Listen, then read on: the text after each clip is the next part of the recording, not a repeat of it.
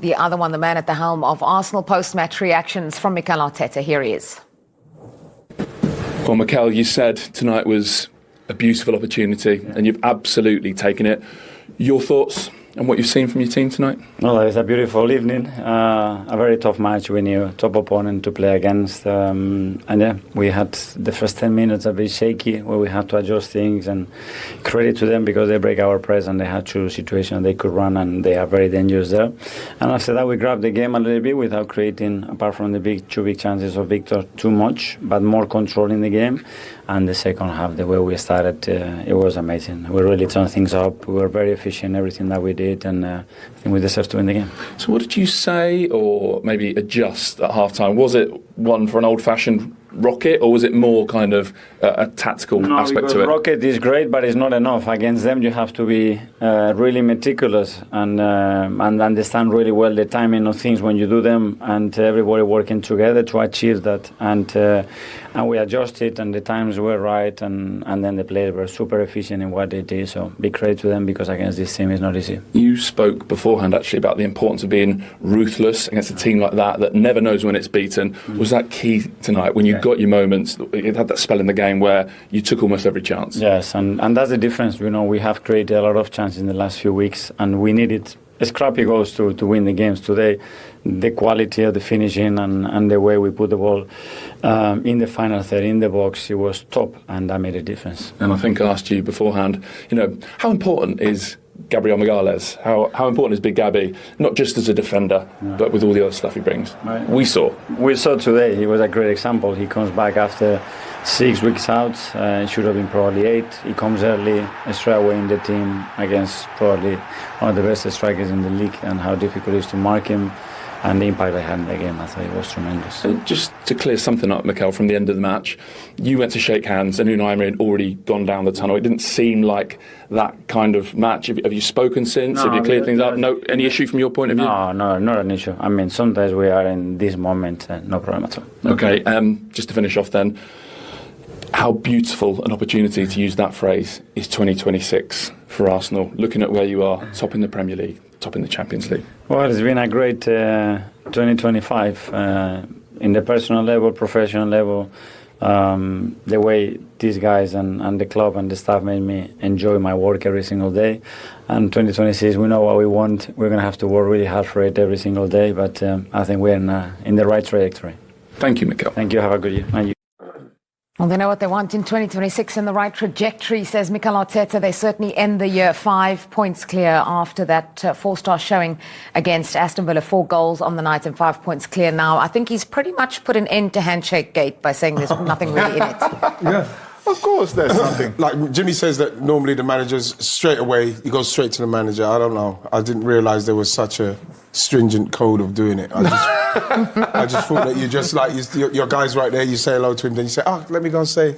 But like he said, I'm quite glad he quashed it pretty quickly. The other thing that he mentioned, which stood out, and he'd mentioned it before, he wanted the team to be ruthless. We talked in the build-up about the chances that Arsenal had created in the last couple of weeks and just not managing to finish them off. Today they did that. Yeah, and that's what happens. And that's why there's tension and there's anxiety in the stadium, because we play well and we don't take enough chances, we don't score enough goals to give not only the players the confidence to relax in a game and try and manage the game and see it out, but the fans as well, and the anxiety and how they feel about it. Especially when they know that a team like Manchester City's just waiting to pounce. They want to make sure that you win games and win them comfortably. If you look at the Premier League history, the teams that have been dominating and winning the league, the Man United, they used to kill teams off. They used to score so many. Man City as well. When they are on top, they don't look back. You know, they if they can score 5, they score 5. If they can score 6, they score 6. The only team really who hasn't done it and won it has been Chelsea under Conte, because that was quite a defensive kind of side. You know, so in a way, yes, Arsenal is going in the right direction, but that's really what I was talking about. I want them to kill teams off, and it's refreshing to hear Arteta says what he just said. You know, be ruthless. Be ruthless. and keep on going and score as many goals. Because it might end up that the goal difference is going to be the main factor at the end of the season. So score as many goals as you can. 2025 ending it off on a high for Arsenal in terms of that ruthless performance tonight. 2026 has the potential to be a big year for them, but plenty of work still to do. What are you hoping for in 2026? To be honest, obviously to win all the home games. It's going to be tough because, again, consecutively, 3 times consecutively, they've not been able to get it over the line. So if they can do it in 2026, it will be a massive testament to Mikel and the work that him and his team have done. And Jimmy, potentially a big year for them. What do you think will get them over the line as we look at the next 6 fixtures to come? Bournemouth, Liverpool, Portsmouth in the Cup, then Chelsea, Nottingham Forest and Inter in the Champions League. Look, it's one game at a time. You know, the most important game now is Bournemouth, and it's with that same attitude that you had today to go into that game and try to punish them off. Yes, you're playing away from home. It's not going to be easy. Not every game is going to be as today. Yeah, we all know that. And some games you have to dig in, and you're going to win them 1-0.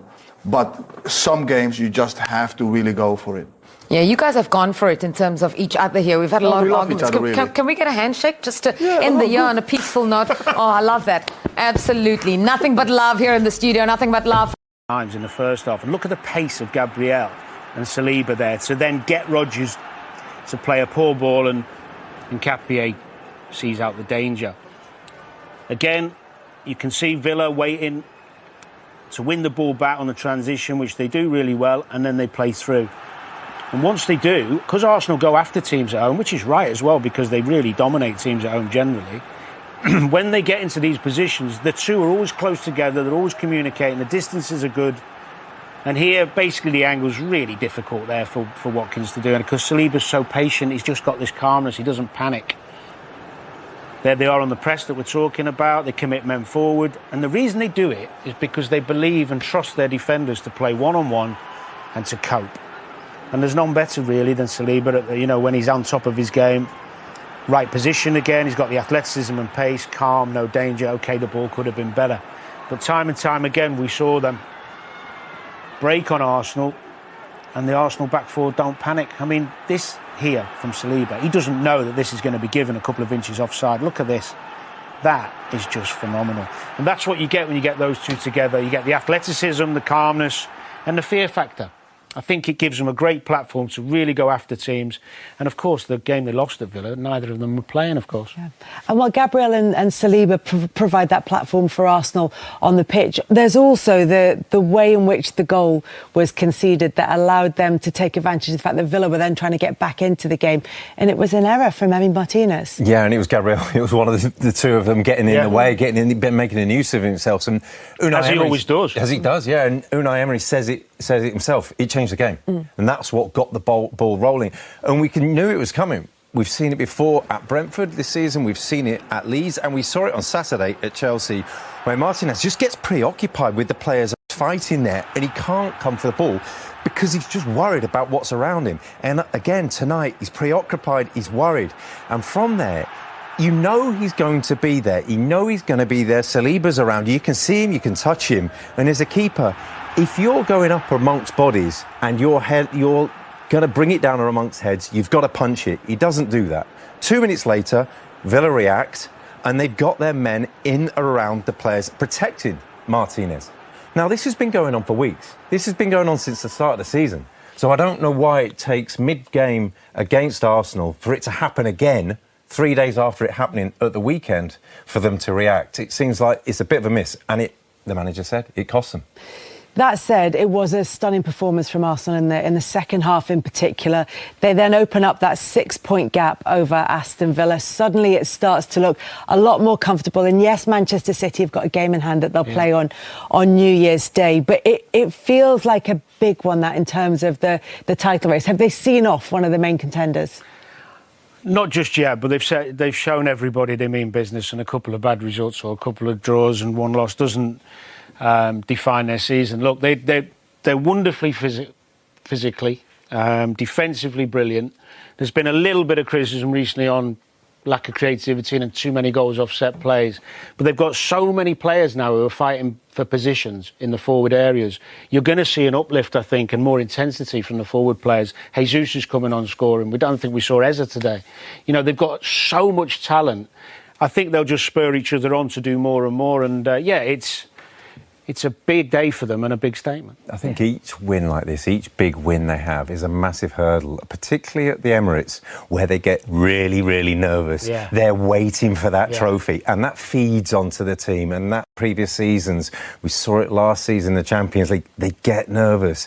So big statement wins like this, big moments. You look in the next one, possibly the League Cup coming up against Chelsea. That's another big statement in there. It's going to be each one brings on that little bit more belief. Happy with the players, and of course we must analyze this match, but overall how we are getting the day 19 with the point we have and the week we did. Today we did very good first half, differently than the last match in Chelsea, and of course we were more or less competing well and even getting our momentum and creating chances. And we didn't concede a lot, no corner the first half for them. But the second half, the first goal changed everything. And after it, of course, they pushed it. And we had as well the injury of Amadou Onana. And we lost it in the middle. And they have the power, they showed it. And we finished losing. But now with the players, my analysis, of course, is after the match, how we did here 90 minutes. But overall, the most important for us is try to understand overall how we are. Is that the frustration for you tonight, though? Because at half-time, in the first half, Arsenal hadn't really troubled you a great deal. Yes, and then suddenly it changed so quickly. Yes, we played fantastic the first half, and they started pushing. We had our momentum to dominate our momentum, to create chances in transition, sometimes keeping the ball possession, and we were competing very well and defending very well. Of course, to keep it for the second half was our challenge, and the first goal, how they scored it, maybe it could be fault, but of course here in England is more difficult because the referees they let to touch the keepers, and it's difficult. But we must accept because in both sides, and then after it. We considered another chances. They scored it and finished the match losing. We scored one goal. We had another very good chances. We were as well keeping our structure and trying to use some young players as well in some minutes they played and keep going.